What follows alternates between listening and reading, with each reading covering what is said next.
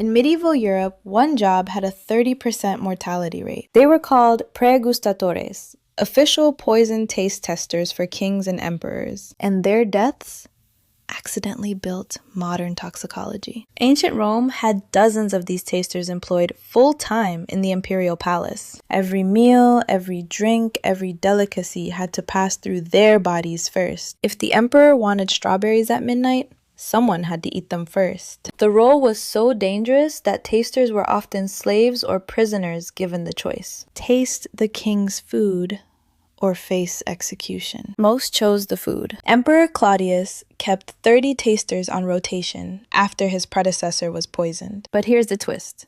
Claudius himself was eventually poisoned anyway, likely by his own wife. She allegedly bribed the tasters to skip testing one specific dish. Turns out, even a human shield isn't foolproof. But every time a taster died, physicians documented the symptoms in obsessive detail. What color did their lips turn?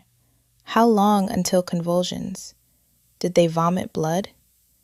These death records became the world's first poison databases. By the Renaissance, doctors had cataloged over 200 poisons based entirely on taster autopsies. Arsenic, slow death over days with stomach cramps. Hemlock, paralysis creeping from the feet upward. Belladonna, hallucinations, then seizures, then cardiac arrest. Each death taught doctors what to look for. By the 1600s, Italian physician Paolo Zacchia published the first forensic toxicology manual, and he credited generations of dead tasters as his primary sources. These weren't lab rats. They were human documentation systems. And the job didn't disappear. It just evolved. In World War I, soldiers tested gas masks by exposing themselves to low doses of poison gas. In the 1940s, pharmaceutical companies hired clinical trial pioneers to test experimental drugs.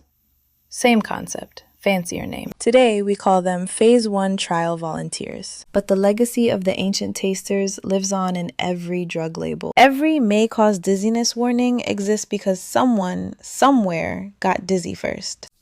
Someone had to be the guinea pig. So the next time you read a medication side effects list, remember, each line was written in someone's blood. The forgotten profession that saved millions. If you want more lost stories from history, subscribe to The Lost Archive.